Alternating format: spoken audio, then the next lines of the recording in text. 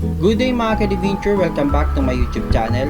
For today's video, pag-uusapan natin ng isang motor na halos 2 taon ko nang ginagamit ang aking ADV 160. At bago tayo magsimula, gusto ko lang pong linawin sa lahat na ang sasabihin ko dito ay based sa personal experience ko sa motor na ito.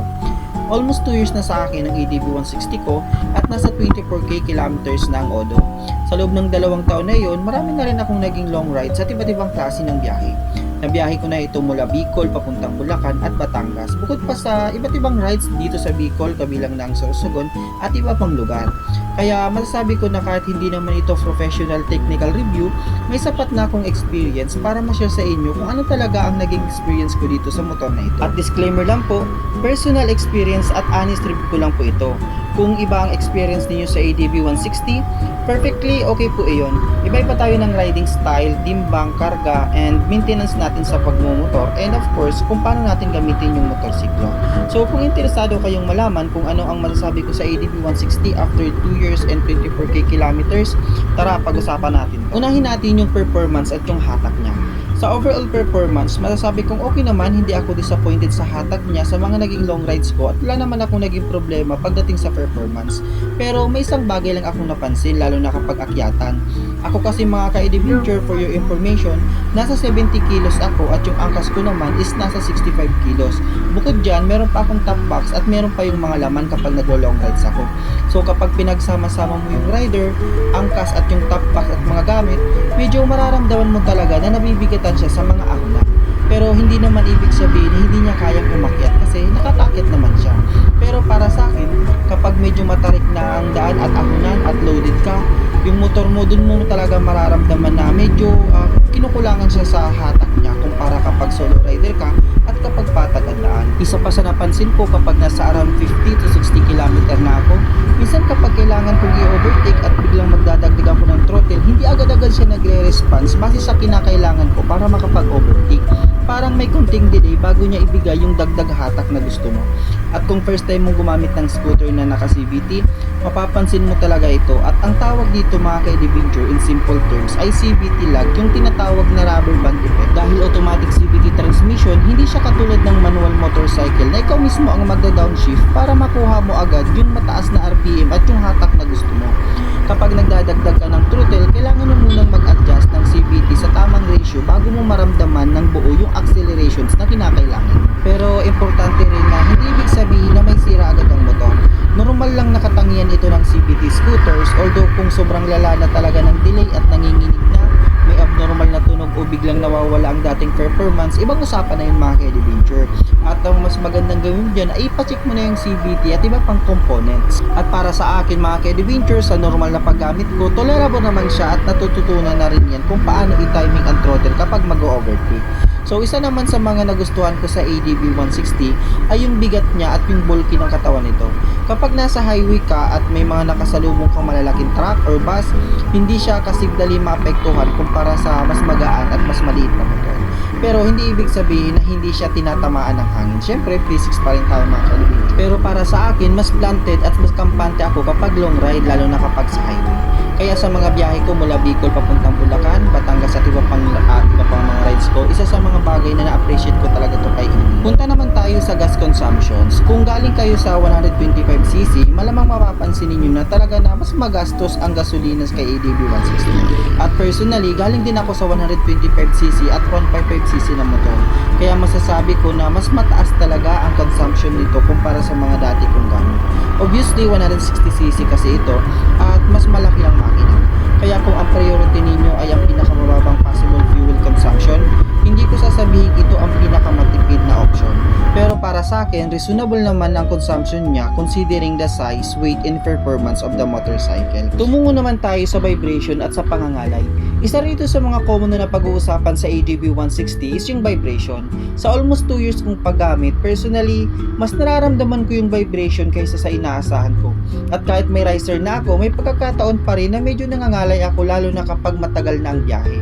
Pero sa mga long ride ko, napapansin ko rin na malaki talagang factor yung riding position at kung paano ka mismo nakaupo at humahawak sa motor.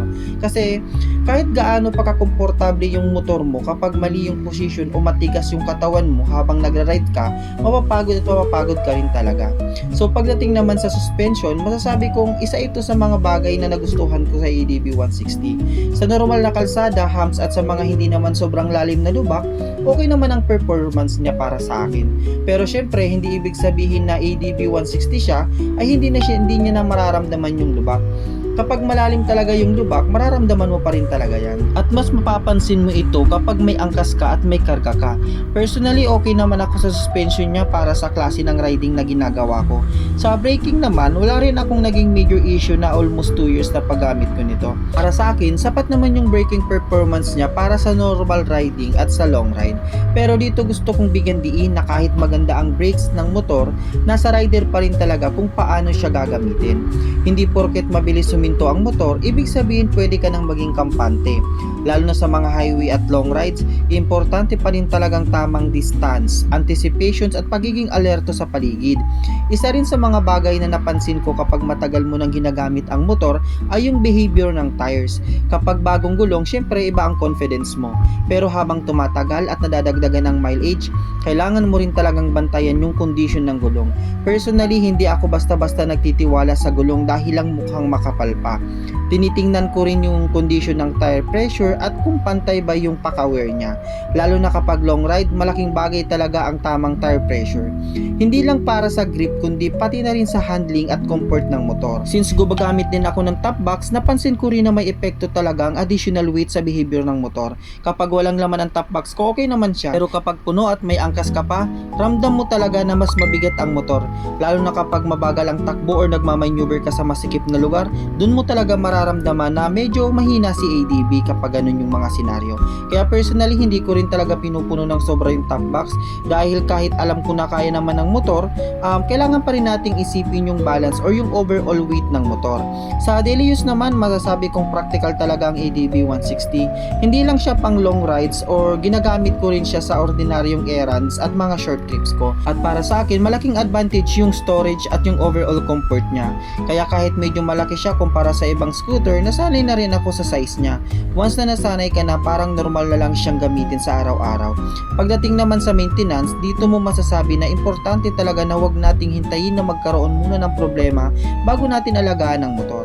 Personally, sinusunod ko yung maintenance at binibigyan ko ng attention yung mga bagay na kailangang bantayan habang tumataas ang mileage. Kasi sa 24k kilometers, hindi mo na rin masasabi na bago pa yung motor mo. May mga parts na natural lang magkakaroon ng wear and tear. Kaya hindi dapat mindset natin na dahil Honda siya, hindi na kailangan ng maintenance. Motor pa rin ito kahit anong gawin natin. Kaya kahit anong brand pa yan, kung papabayaan mo, darating talaga yung time na magkakaroon ng problema. Sa overall experience ko naman, after almost 2 years and 24k kilometers, masasabi kong marami na rin akong natutunan tungkol sa ADB 160. Mas kilala ko na siya kung saan siya magaling, kung saan din siya mayroong limitations at kung paano ko siya dapat gamitin depende sa situation. Hindi ko masasabi na perfect siya. May mga bagay na gusto ko at may mga bagay na sana mas maganda pa para sa kanya. Pero kung tatanungin ako kung regret ba ako sa ADB 160, syempre ang pipiliin ko ay hindi. Kasi kung hindi naman ako satisfied, malamang hindi ko rin magagamit ng ganito katagal at ganito karami ang mileage ng ADB 160 ko. At para sa akin, yun ang pinaka-honest na masasabi ko. Hindi dahil gusto kong i-promote ang motor, hindi rin dahil may nagsabi lang sa akin na maganda tong motor na to, kundi dahil ito talaga yung naging experience ko sa halos 2 taon na paggamit ko. Kaya kung magpaplano kayong kumuha ng ADB 160, ang advice ko lang, huwag kayong basta-basta bumili ng dahil lang sinabi ng ibang tao. Tingnan ninyo kung ano talaga ang kailangan ninyo sa motor. Kung pang daily use, pang long ride, may angkas, may karga, at kung gusto ninyo ng versatile na motor, malamang magugustuhan ninyo to si ADB 160. Pero kailangan din natin tanggapin na may mga limitations siya. At para sa akin, mas maganda na alam mo ang strengths at weaknesses ng motor bago mo ito bilhin. Kaya yun lang mga ka-ADventure, ito ang naging personal experience ko sa ADB 160 ko after 2 years and 24 kilometers. Kung may ADB 160 rin kayo, comment naman kayo at i-share ninyo ang sarili ninyong experience. Baka may mga na-experience kayo na iba sa akin at baka makatulong din iyon sa ibang manonood na nagpaplano pa lang na kumuha ng ADB 160. Again, personal experience ko lang ito at ito ang honest review ko para sa aking ADB 160. Hindi ko sinasabing ito ang magiging experience ng lahat.